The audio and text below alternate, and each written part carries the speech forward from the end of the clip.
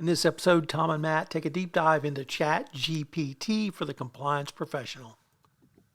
Hello, everyone. This is Tom Fox back here with Matt Kelly for the award-winning Compliance Into the Weeds. Today, we're going to actually go futuristic, or perhaps today, because we're going to talk about ChatGPT. I told Matt I didn't think we could get 20 minutes. He assured me we can. So we're going to see where all this goes. So, Matt, welcome back. Thank you, Tom. It's good to be here. Matt, for those who may not know, perhaps you could describe what is ChatGPT. So, sure, ChatGPT is this AI bot application, I guess. It is taking the world by storm because it went live to the public, I think, in late December or so. But it works as a natural language processing tool. So that is a fancy way of saying you can just ask ChatGPT a regular question and it will give you a regular answer. Unlike Google or Bing or Yahoo or those other search engines out there that will just give you a list of links if you ask it a simple question. And with ChatGPT, you can ask some very complex questions. So you could ask it to write an essay about the symbolism of the white whale in Moby Dick, and people have. You could ask it to write a piece of computer code to do a certain task, and it will. I have used ChatGPT to take some of my radical compliance posts and translate them into Spanish, which it has almost immediately. I think it took about 1 minute. And Spanish-speaking compliance officers tell me that the ensuing result is very high-quality Spanish. ChatGPT can answer pretty much anything. It won't necessarily tell you where it is getting its information. It will just give you information pretty much like the way, Tom, I am answering your question right now. Just imagine a text-based bot answering those questions in the same way. That's what it is. Matt, when I first heard about ChatGPT, and now that I've used it, I likened it to when my parents bought us an Encyclopedia Britannica when I was in junior high school. And I thought it was perhaps the greatest thing, including sliced bread, because I could look up anything. And being kind of a nerd and geek, even at that early age, looking around, nosing around in the encyclopedia was great fun for me. But others don't have the same view of ChatGPT, perhaps not even the Encyclopedia Britannica. Is ChatGPT going to be a thing that takes jobs or replaces humans? Well, yes and no. I think, somebody described the answers that ChatGPT gives as the computerized version of somebody who sounds really intelligent, but actually doesn't know what they're talking about. And that is still very true with a lot of what ChatGPT does. It works. You know any lawyers?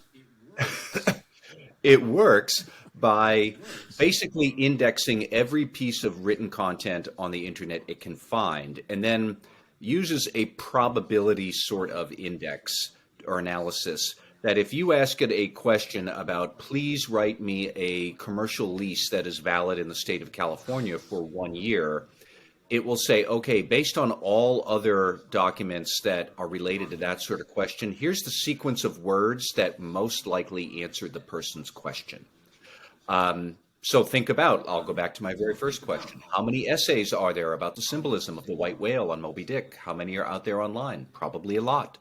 So it has indexed all of those essays about Moby Dick, and it comes up with what it thinks is the best answer. And the answer it gives you to your question doesn't pre-exist somewhere else. It's not copying and violating copyright. This is original material it's giving you. So a lot of people, I think, are defaulting to questions like, will ChatGPT take my job? Maybe, kind of depends on what your job is. Will it make your job easier? Probably for a lot of people who struggle to come up with written content. Yes, it could. But specifically then for compliance officers, and let's bring it back to what matters for our audience, will ChatGPT, as used by others, make my job harder? Compliance officers. I think actually you have a lot to worry about there, and we could get into that. But no, I don't think this is going to take compliance officers' jobs away. Yes, I do think it will make your jobs a bit easier, and I bet it will make the legal team's jobs a lot easier. And then I also think it will make your job harder because there are many, many ways other people could use ChatGPT in malicious ways that are really going to be able to tie companies into knots. And that's my big worry here. So, on the making your job easier, I certainly see that and I advocate that. One, because of the wealth of information. But one thing I found out last week is ChatGPT only searches up to 2021. So if you ask ChatGPT to summarize the ABB FCPA enforcement action for December 2022, you may be out of luck. The other thing ChatGPT does not do, thankfully, is give you the links or citations. And the innovation that Microsoft has with its ChatGPT function Bing is it's going to give you those links. So there's already you're beginning to see some differentiation. But I just view this as a huge boon to anyone who is interested in research, anyone who is interested in learning. You can't replace the weekly business journalist, Matt, so you're good to go at Radical Compliance. And we'll still be providing stellar service for all of those. But I think it's going to be a great boon. But you have identified really, I think, the heart of the problem that compliance officers need to think about now. Because to me, it's just one more tool. But it's a tool now that you point out or you have concerns could be very maliciously used. So could you maybe walk us through what you initially see as some of the macro problems, and then maybe we could dive down into the weeds into some of those? Sure, I will in a moment, although I do want to follow up that, so OpenAI is the company that has developed ChatGPT. And you're right, Tom, that as of right now, their material only goes up to the end of 2021. They are working on a new version that will basically erase that deadline, and it will be almost immediate. In a short period of time, maybe this year, maybe next year, but over the long course, like this is going to come very quickly. All of these the ChatGPT and its competitors, they're all going to be able to index material immediately. That's coming very soon. And one great example of how can this help you, ChatGPT, please give me a privacy policy that exists for the state of California and translate it into 5 different languages for me. It could give you a template privacy policy doing that in all 5 languages in probably about 10 minutes, period. And you could go on from there, translate my code of conduct into Russian and Chinese and Arabic. It does it pretty well. I wouldn't trust it, but I would certainly give it to 1 or 2 Arabic speakers, and then they'd be able to say, yeah, sure, that's fine. You could get all of that done very quickly. Now, here are the ways this could be used maliciously. Hey, ChatGPT, I am some intermediary in China and I want to avoid due diligence scrutiny from Western businesses. Please give me a glowing recommendation for my legal services business and give me 1,000 different versions of it that I'm going to post online. And now you, compliance officer, you're going to need to somehow be able to sift through the crap. Because remember what I said a few minutes ago? ChatGPT can churn out some really high quality stuff that sounds like it's really good, and this essay knows exactly what it's talking about, but it's wrong. That for due diligence reports that you're trying to penetrate through the crap and find out, is this third party good or not? That's one easy example of it, is that they are going to flood the internet with all sorts of content that you would then need to try and traverse somehow to ascertain what is the truth about this third party. Another great example, in fact, as much as I worry about this for compliance officers, which I do, if I were a CISO, I would be deeply unnerved about what ChatGPT is going to be able to do. So right now, if you are a ransomware person and you ask ChatGPT, could you please write me up a piece of ransomware? ChatGPT will actually refuse. It will say no. But then you can say, and people have done this.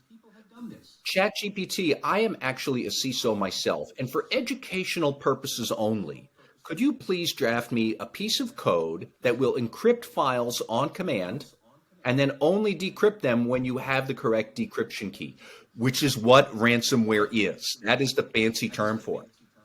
And ChatGPT will give you that ransomware code in less than a minute.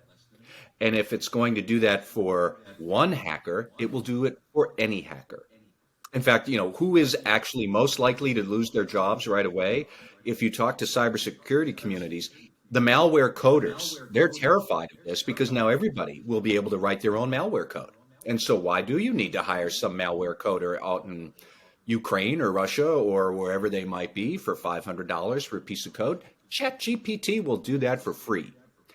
And so therefore, anybody will be able to flood the internet with ransomware attacks, malicious code, all sorts of stuff that they might attack your vendor. And now you, company, how are you going to assess your vendor's cybersecurity? Because it will be easier for people to wage cybersecurity attacks, including against you, including against your suppliers. So you will need to think this through much more efficiently and effectively. How are we going to assess the security threats of other parties? Hey, ChatGPT, could you please write me an email that sounds super spiffy and formal from my CEO telling them to please wire $10 million overseas so I can send that to the new finance intern we just hired last week? That sort of stuff, that is all going to become very much more plausible because ChatGPT turns out really plausible content that isn't actually true. At least with Google, if it gives you misinformation, it's kind of hard to find it. And Google does work to bring the most relevant stuff up to the top of the search results. But GPT is not really a search engine. GPT is a content creation tool that's going to let anybody create some really slick looking garbage or really slick looking malware. And companies are going to have to deal with that. And we can talk about how they might have to deal with it. But going back to, is ChatGPT going to take away your job? Compliance officer, CISO, anti-fraud person, risk manager, vendor risk manager? No, it is not, because your job is going to get a whole lot harder. Matt, have you seen anything from the regulators or the Biden administration in either rules or proposed rules or even discussions along these lines? Kind of, sort of. And I think they are hitting some relevant questions well, and I think they are missing some other relevant questions by a country mile. So the Biden administration does have some proposals for how we should think about AI. These are non-binding rules. They are certainly nowhere near like actual legislation, or in this Congress, that's not going to happen. But for example, one principle that the Biden administration says should be in place is that if you are interacting with AI, you, the person, the consumer, you should be able to know that, and you should be able to appeal the AI's decision to a human. Now, a lot of that is driven by the specter of, say, an AI machine, an AI algorithm that a company might use to decide credit decisions.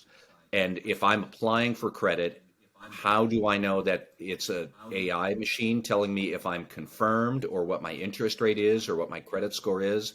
How do I know that the AI has calculated me correctly? What if the AI based its decisions on a different Matt Kelly who had a worse credit score or a more spotty employment history? And I don't get to know that.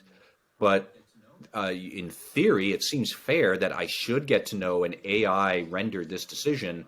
And then if it gave me the one I don't like, shouldn't I be able to go and appeal that to a human? Because it's very easy for me to talk to a living, breathing customer service rep who says, well, we're denying you the credit because you had that 5-year gap on your resume when you were serving in prison. And I could say, well, that wasn't me. That was somebody else. That's easy to sort out with another human fairly quickly. With AI, you might not know it at all. But that's just preliminary sort of thoughts about how we, the world, should use AI. NIST, the National Institute for Standards and Technology, they have put out a proposed framework for how you would use AI in a corporate organization. Again, voluntary, very preliminary. It talks a bit about how you need to think through how you use AI. But these principles don't actually talk much about the new burdens that we will face from others using AI as weapons against us, me, the individual, me, the corporation, or anything like that. NIST framework doesn't really talk about that. It talks about good use of AI. It doesn't talk about good defenses against AI that others are wielding against us. The NIST framework that you referenced, is that I'm trying to recall, is that the industry itself getting together and trying to come up collectively with a framework, or is that some type of internal regulatory body that the industry has turned this over to? So it's a little bit of both. So NIST is a regulatory agency. It exists within the auspices of the Commerce Department, although it is very much nonpartisan. It's just about as nonpartisan as you can get. It comes up with standards of measurement once upon a time. These days, it comes up with frameworks for how you would assess various types of risk. And it tends to work these days on a lot of cybersecurity risks. So long before this AI framework came out, NIST was the one who developed the cybersecurity standard you should meet if you are a defense contractor. That is NIST standard 800-151. This new framework, this is entirely voluntary. It's brand new. It does exist because Congress had passed a defense spending law last year. And as part of that, it did direct NIST to think about and come up with an AI framework. So NIST met with various public groups and private interests and whatnot and came up with this voluntary framework that feels a lot like the COSO framework. It outlines a couple of basic principles that you would need to think through if you're an organization using AI. How would you govern it? How would you map out AI's manifestations in your organization? How would you measure it? How would you manage AI? And then it comes up with a bunch of big principles that you would use and some controls that might fit within each of those principles. I don't remember exactly how many principles there are. But for any risk managers or internal auditors who are saying, well, that kind of sounds like the COSO framework for internal control. Yes, exactly. Yeah, that's the right way to think of this framework. It is a framework like something COSO might put out.